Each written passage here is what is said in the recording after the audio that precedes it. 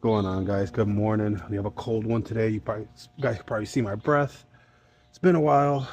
Figured I'd show you guys some customer states action over here. Customer states not cooling and not charging. They didn't say anything about a noise until I drove it over here. Clearly it was making all this noise, very imbalanced. I think I found the problem. All of this is destroyed. That's what's not cooling down. A couple of the propellers down here. Stay tuned, keep you updated on the repair.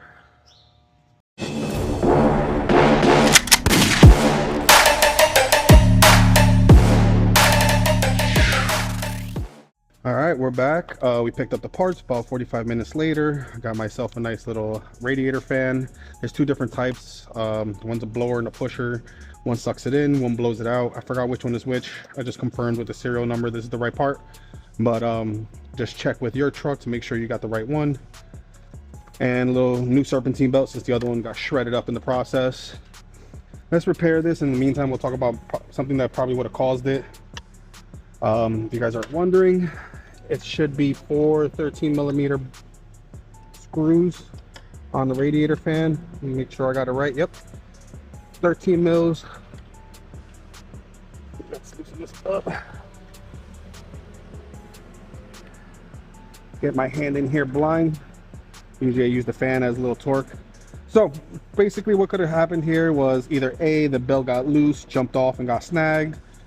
B, some plastic, since there's evidence of plastic all over the truck, could have got tangled in here, wrapped up in the process and ripped one of the fans out and then caused the other ones to get ripped. Or it could also be the Bluetooth bracket here. There should be a bracket here that connects this and secures the radiator from driving around. It could have been bouncing back and forth to eventually hit the fan and snapped it off while in motion. All not good options, but all in all, it usually means how they take care of the trucks here. They're a little abusive at this location. It is the nature of the material, since they carry a lot of like all pipes, copper pipes, regular steel pipes, and the floors are not the best, so it's a combination of everything. But right here, you're going to back out these screws. It should be a 13mm screw right here. Boom, there's 4 of them. So all you got to do is take those out. Most likely you're going to fast forward through these. I'm not going to make you watch every single one of them. All right, we're on our 4th and final bolt here. See, we'll back this out. Luckily, the Bluetooth bracket gives me enough space to do this. Push the radiator back. The proper way would be to actually drain this radiator, pull it out, and be able to do all this. But as long as you have the tools or thin enough tools to get in here, or the space, you can do it without it.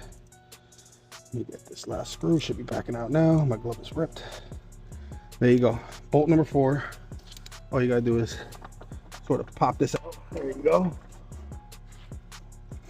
Let the Bluetooth bracket kind of like move out the way. Check this out. Make sure everything is good in here. Clean it if we have to. It's good. All set. All right, so the next step is putting on the new fan. Well, actually, next step is cleaning this out. Then we put on the new fan.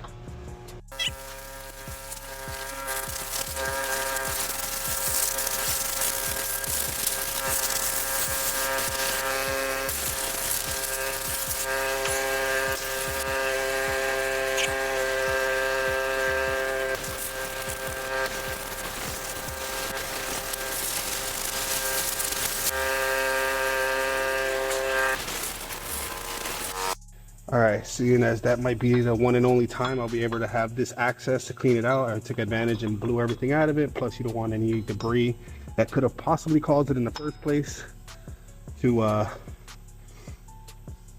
mess up the new one. So now we work on the install. This, if I'm not mistaken, needs to be lined up properly. Boom, boom, boom, up. There you go. Line these up properly, because the holes, there's no like guide. The screw itself is what's gonna help you put it in place. Usually what I'll do is I'll put one screw here and I'll try to find the hole. Hopefully I get it first try. If not, I'm gonna have to twist this. There you go. All right, so now I know my fan receiver is lined up properly.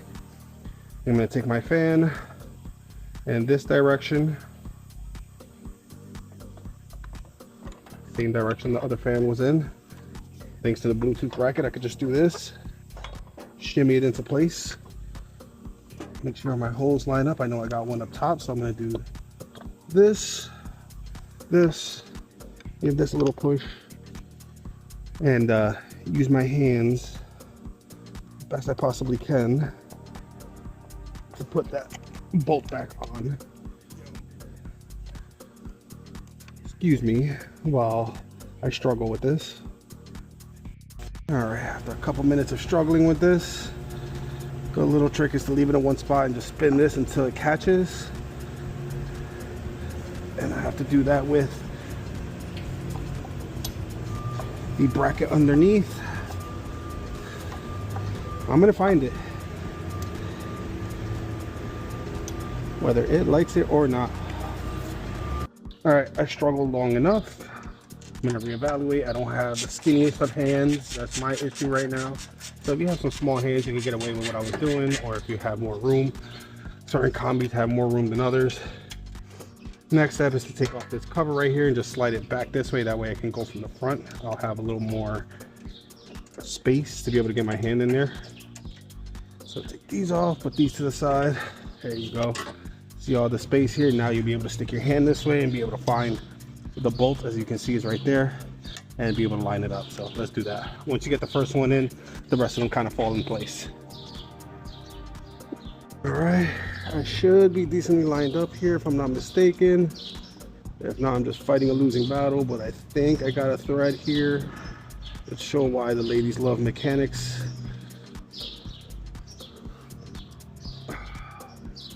That finger action.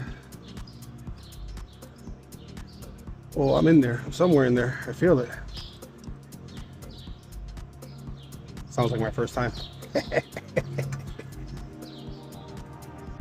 Oh yeah, there you go. Whew.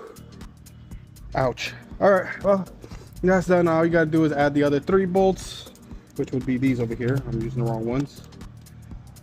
Once you get this all tightened up, you can actually put the belt on. I should have put that on first. Note to everybody out there, put the belt on first. You can always just strap it on, but it's not a horrible issue. All I gotta do is just slide it in there, and I'll just use a fan to rotate to put it in nicely without having to take anything apart. But let's tighten this up. All right, last bolt. This is why the missus hasn't left me yet. 4 out of 4. All right, we can get our little ratchet in there. If we can't do that, we'll do the 1/4 inch, but for now, let's put this all the way in. Should be good. Let's see if we get the ratchet in there nice. All right, ratchet's in. There you go, nice and snug. Give that a little extra oomph. And let's do it to all the rest of them. And that is just the belt, and we're done.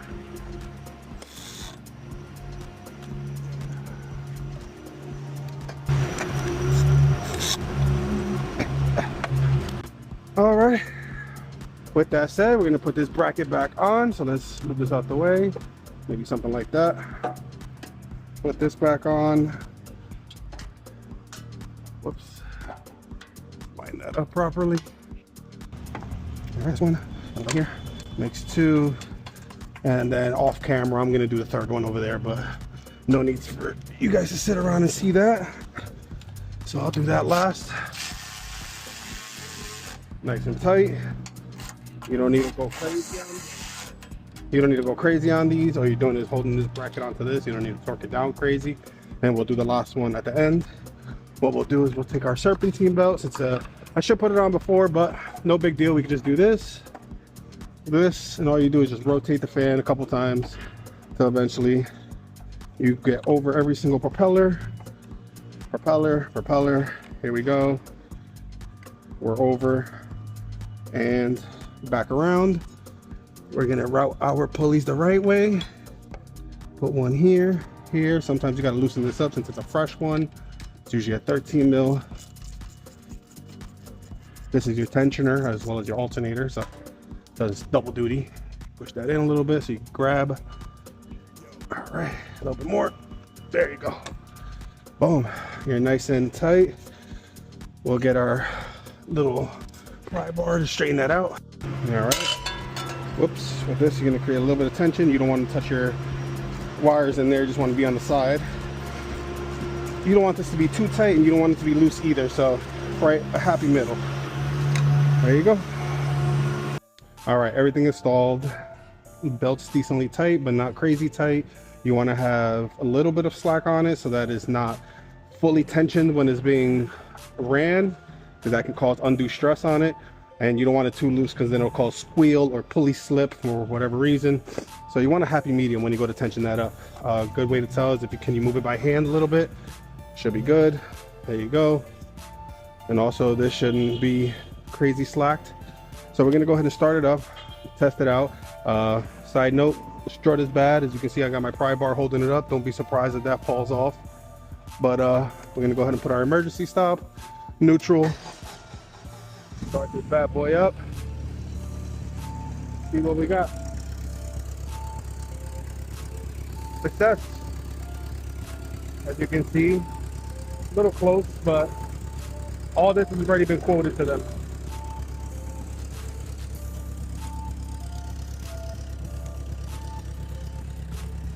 Right. We're gonna take all this out of here and let it run for a while to see if it actually stays cool and it doesn't overheat. So leave this on. Again, there's multiple things wrong with this truck. There should be a cover here. As you can see, there's a lot of damage to the radiator. All of this has been quoted already to them. So there's nothing I can really do from this point forward besides get them up and running. And I guess their building department will take care of everything from that point forward. But that's the repair for the day. Peace.